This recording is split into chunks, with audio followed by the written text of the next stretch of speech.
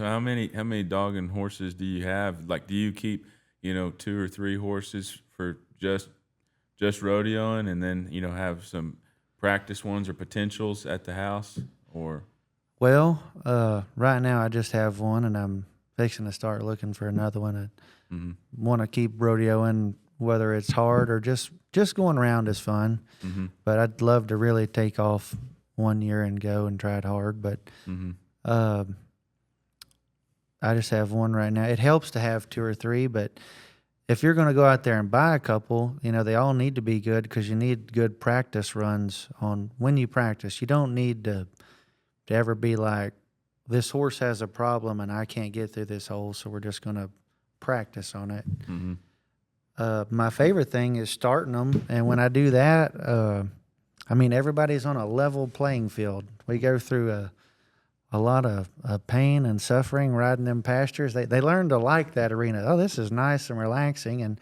Mm-hmm.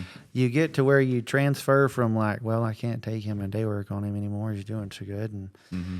but shoot, like my colts, and I do work with quite a crew, but I am the guy. I'll pack me a 357 rifle or a pistol. Mm-hmm. When mine go to the show, they've seen it all. They've had some roping, they've had some shooting off of them. They're gentle. No baseball And if bats, they're though. hurt, they're like, I'm hurt. I'm like, don't you hurt the person that's looking at you. It won't be good for you. Yeah. That's awesome. Go ahead, Harrison. Oh, what I was going to say is, do you still live on the family ranch? Yes, sir. I live on the Espy Ranch we have. It's down Bond Road about 12 miles, and you go back in there, and I think my house is over 100 years old. We had to build our house out of rock. It looks like the Alamo, 2-foot thick rock walls. Well, hey, all your resources right there in Sutton County. You didn't have to order any. I'm telling you what. You're just shit out of luck if you need any kindling. I'm telling you, he ain't wrong. I would say, honestly, the hardest part is the way the government, it's hard to, when I grew up, it wasn't hard to buy a place or expand. Having horses, you ask, you could find 2 or 3, as many horses as you wanted for 20 to 40,000, and they were great horses. Mm-hmm. Well, now everything in the world has gone up. A place most of the time, if it don't have water, is close to $1 million. If it's over 100 acres, or if it's even, and then, your horses are worth. When I started, a prospect would be 5 to 10, and now they're worth. People start out at 20. And the thing is, people want to sell you a dream versus reality. The reality is you can't do anything with him, and you don't want to spend the time to do it. Mm-hmm. But you don't want to sell him to me for what he is. And so they go around and they just hold on to these horses, and they never get anything done with them. Well, the worst thing we all know is a horse that has potential that never gets to use it because someone was too proud to. I had one. I paid $15,000 for him in a sale. Was not what I wanted. I sold him for $4,000. I did not mind taking the $11,000 loss because it was a good lesson. Every setback I've ever had was a learning experience. I hope the guy I sold him to was day working, but I also knew people couldn't use him in the arena, and then nobody else was going to try to steer wrestle on him. And so, Mm-hmm. you got to have, I guess life is a lot like webbing. You're always making friends and stuff, and so you can always do things. But Mm-hmm. to start out now and say, I'm going to have 2 or 3 good horses, and then I'm going to have 3 or 4 practice horses. That would be, I bet you're looking to spend $200,000. Yeah. Yeah, I could see that. A new bloomer trailer, and I sold my living quarters. It is a 4-star, is a nice trailer. The only thing wrong is if you blow a tire, the fender costs $27, or It did. We got them tariffs now. That aluminum was 2,700. I don't Yeah. know what it is now. Yeah. And something's always wrong on those big trailers. But Mm-hmm. I got my Bruton now, which I love Bruton, and I think they're right here out of San Angelo, thanks to Bays and his dad. Zip, Zane, and the whole family over there. My granddad was in business with Bruton, and then the kids took that over, and they've done really well. Mark and Carrie and Kathy and Zane and Bays are working there. I mean, it's a multi-generational deal. It's really neat. We got an '04 cow horse combo at where we just dropped your pony off at, and Bruton. I think we're looking at another one. So I like family businesses, and I like San Angelo businesses. Well, Yeah, our sure. dad used to work at Gooseneck down in College Station College. Brian. Oh, there's a difference. Yeah. And We're factual on this podcast there. exactly. And so when we were growing up, we had some goosenecks. And I remember my dad, he's like, all right, it's time for a new trailer. And I asked him, I said, because I've always been real fascinated with what we use. And he goes, we're going to go get a Bruton. I said, I never even heard of a Bruton.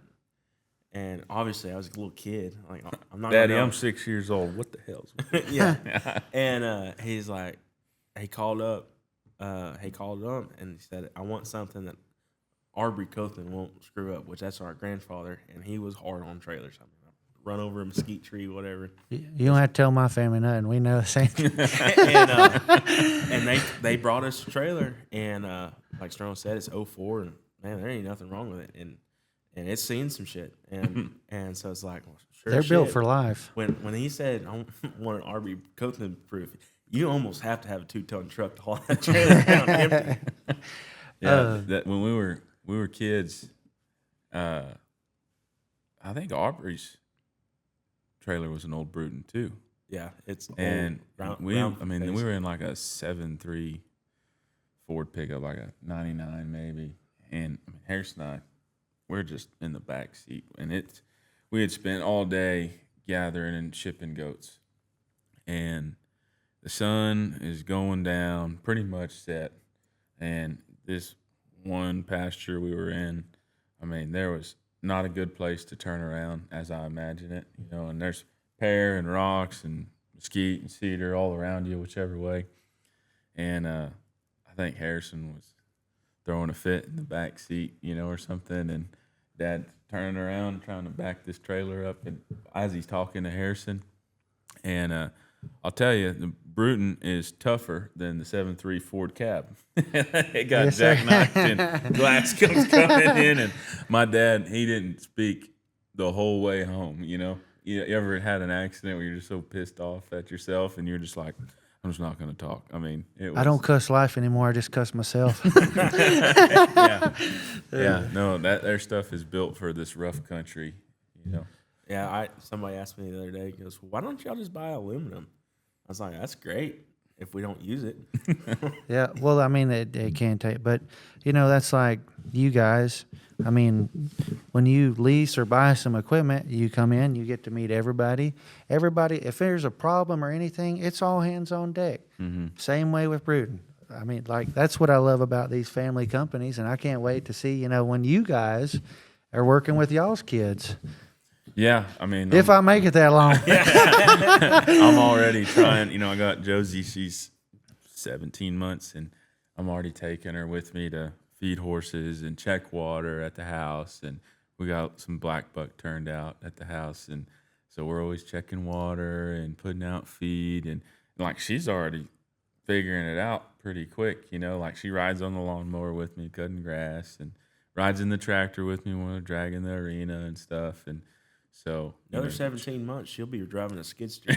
Can't beat that. we'll have to get her some pedals. That Raise come the up a little foot further, but Yeah, she's going to be picking some mesquite trees out of the ranch. but yeah, it's fun. I definitely can see how Harris and I got our start, because we were Dad took us everywhere with him. I mean, and we were homeschooled for a long time, so we really were. I mean, wherever he went, we were going with him. You know, as long as we got our spelling quiz done, and you know, we could go on with him. And so, uh, Well, I mean, you guys are both college graduates. You know, well, it's singular. Yeah, I didn't finish. Whoops. I got close. well, y'all both went to college, but you know, they make those colleges and talk about the techniques and stuff for where they're at. It's not a worldwide deal. But I learned way more from my parents and most of the people I'm around. I learned more from them than I ever did and some guy that was sitting in a chair and telling me. Well, I mean, Or girl. there's definitely some positive things that happen from further education. I mean, they're teaching you the cognitive skills to apply, right? So the life lessons you're learning with your folks or through other people, you're taking those classes, and they're giving you illustrations basically, and you got to take that education and apply it to your own business, or maybe working for someone else, or whatever it may be. I mean, I definitely retained quite a bit of educational skills from And college is great. I'm not Yeah. trying to say kids Yeah. don't go to You know, college. but from like, you know, things colleges don't teach is how do you, if you're going to be an entrepreneur, you're going to be a sole proprietor, you're going to be an LLC, or you're going to be a C corp, an S corp, you know, things like that.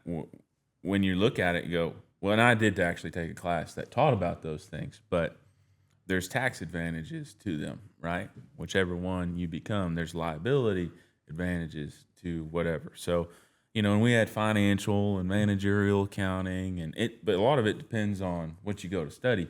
You know, and you were saying earlier, your granddad said, "Dude, if you're gonna do something, do it with your best, put your best foot forward all the time." And if you go to college without the intention of putting your best foot forward in whatever you're studying, like if you're going to just get a degree to say you went, it's not really putting your best foot I forward. never have. I mean, You know, like if you are going to study a specific thing and apply it later, then absolutely it could be beneficial, right? I mean, I definitely want my doctor putting his best foot forward, or hell, my attorney, or whatever it may be, you know. But like, it's a trade. You know, there's trades that don't require certain types of education, but I think, you know, Dad always put us in a decision growing up, or put us in a position growing up to make a decision. Yep. Right. So, you know, it was always, all right, you have a choice here, whether it was working cattle, or how you're going to saddle a horse, or how you're going to do this chore, right? How are you going to do it? And he'd let us do it the wrong way and then show us how he does it. And then you got to make that decision yourself next time. And 9 times out of 10, you were going to do it the most correct way, right? Better. And I think a lot of parents, you know, try to just do everything for their kids, and instead of letting them fail, right? And we had plenty of opportunities to failing growing up, and that's kind of what pushed us to. Our parents, it wasn't just our dad; it was also our mom. Yeah. Now, our dad did have to tell our mom, "You gotta let the boys fall."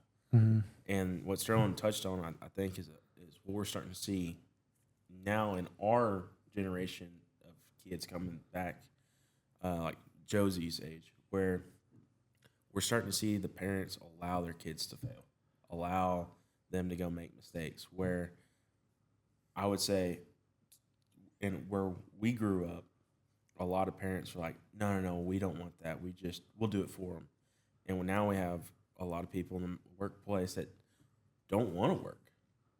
I had a vendor. I was at the office last week, and he goes, I had one of the employees walk up. He goes, I want to make $150,000 a year, and I expect I don't have to work past 5 o'clock. I don't have to show up before 8 o'clock.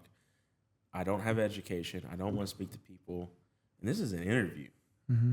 And he goes, there's a lot of people out there like that. And it was because of not letting your kids go stick his fingers in a light socket. Obviously, you know, don't put your finger in a light socket, but you ain't going to do it twice. 100%. And to what you guys are saying, the greatest thing in the world is when you're growing up, whether you make the right choice or the wrong one, your parents are there to bail you out, but you learn from your mistakes. The toughest thing you'll ever do is learn how to be like them, whether it's good or bad, and it's all on you.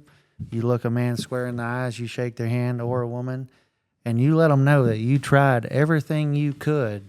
If you fail, and if you succeed, you're like, hey, we made it. That was a good choice. But if not, the toughest thing is a lot of people don't like to admit that they failed. I just go ahead and say it. Hey, I failed. I could not make it happen.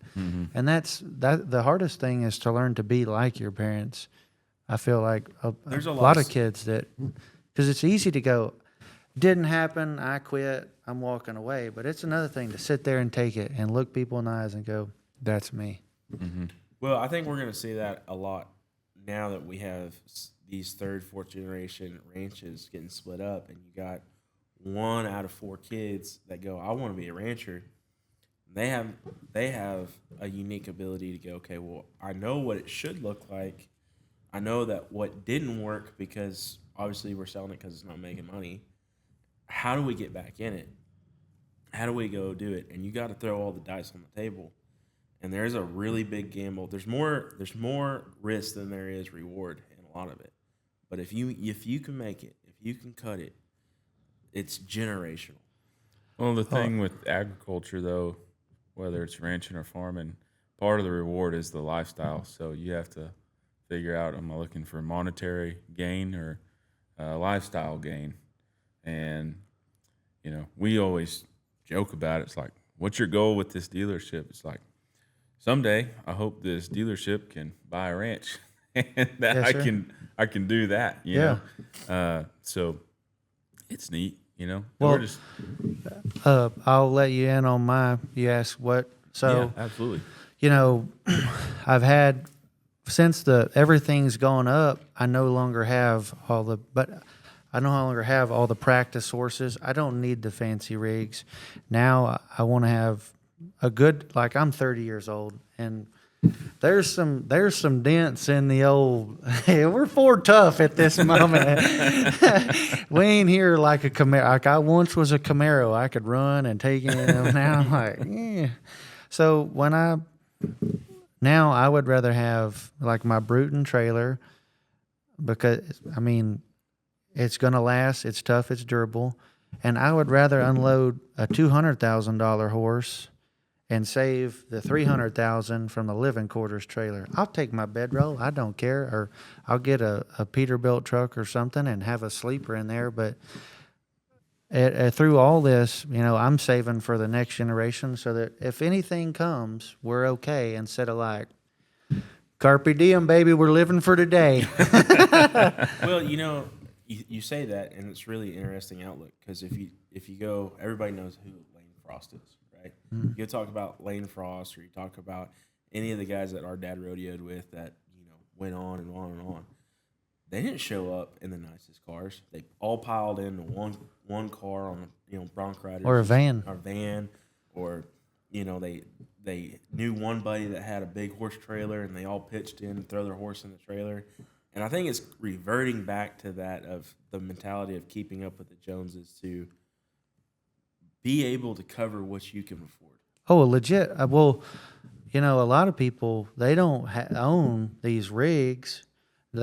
So they go to the bank, take all the money out. We're talking junior rodeo and up here, all the way to professional. They take the money out of the bank. Well, then they unload, a $40,000 horse. Mm-hmm. Well, you're in a $100,000 horse market. Like I told my wife, I was like, when we high school rodeo, I don't care if we stay in a hotel. Like, we're going to unload whatever is up so we can compete.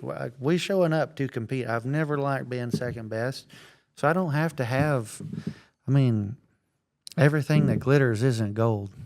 Mm-hmm. I like that. I like that a lot. A thing that you did touch on earlier, and this was a conversation I was having last year, was you said when your family members were buying your ranch down in Sonora, it was $1 an acre, $1 per pound for wool. Mm-hmm. I think we're just now getting to a point where cows will justify the land payment for. Yeah, well, livestock market's up and down.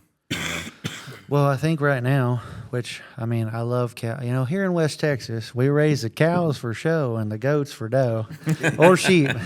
But a lot of this country out here, sheep saved them and helped them get through. Mm-hmm. But with the cows right now, if you have them, you're making it. Mm-hmm. But the hardest part is being able to keep going. We're finally, in my opinion, we're finally getting paid what we ought to get paid, or we're close to that, because it's a lot of work from raising it and putting it on the plate that people don't understand. And I think the meat packers have made quite a bit of money off of us, off our hard work. Mm-hmm. But man, I mean, if you're trying to expand or get in, you're worried right now if the market's going to crash. Because, I mean, if we go into business here and we buy 200 head of cows and they're going for, you know, the other day at San Saba, some Herefords went for $6,000 a round. Mm-hmm. Well, and I mean, that's 4 calves right there. Well, if the market crashes, You're done. Oh yeah, tell me Yeah. about it. I mean, we just It's spent $1,200 for Mexican cattle to rope per head. You know, just a week ago, and And those were deals. yeah, those. That was an inside deal. yes, sir, yeah. Yeah. It's an expensive game to play, but you know, talking about how prices were 100 years ago, 150 years ago, our great grandfather Goodall Cothman, when they would haul their wool and mohair, he would buggy it from Teacup, which is south of London, between Junction and London, all the way to San Angelo to sell it. So our input costs now have changed, right? A lot. You got trains and airplanes and trucks and ships and all these different things to produce a product, where when they were hauling a product 150 years ago, they put it on a buggy, you know, with 2 mules pulling it, and that's 100 miles from San Angelo to Teacup, and you know, I can't imagine that being like, all right, baby, I'm gonna go haul this wool now. I'll be back at the end of the week, you know. Yes, sir. And they, you know, I think Arbery was telling me that it took Goodall about 2.5 days to do that, you know, and it was a different time. Those people were hard, and I don't think any of our work ethic could even stand up close to what they were doing when they were settling this country, you know. 100%. But I mean, like you say, when you got them kids on the ground, You figure it out. well, I mean, and not just that, but when it comes down to you and you're trying to make it, you're going to look at it and go, there's no plan B. We're like, if, you know, more people could see, like, I'm going to look at it and make it, instead of like, I just think we haven't been put in that position yet. But I know everybody I know would be able to make it, because I don't really have a whole lot of friends that are like, and if it gets hard. Man, if it gets hard, I'm moving to South Padre. Yeah. Give me a shrimping rig or something.